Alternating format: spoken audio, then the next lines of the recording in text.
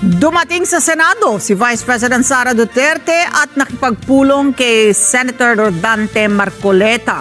Si Duterte po ay sinalubog ni Senator Christopher Bongo at tumagal ng halos isang oras ang pulong ni VP Sara kay Marcoleta pagkatapos ay nagtungo naman po sa tanggapan ni Senator Ronald Bato de la Rosa.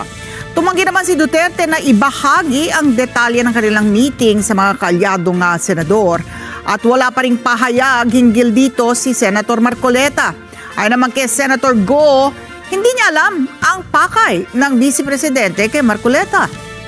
Hindi po ako kasama sa meeting. Hindi gawin silang one-on-one. Gawin po, nasa labas lang po. Tagal din natin. Matagal na kami kilala po kasama.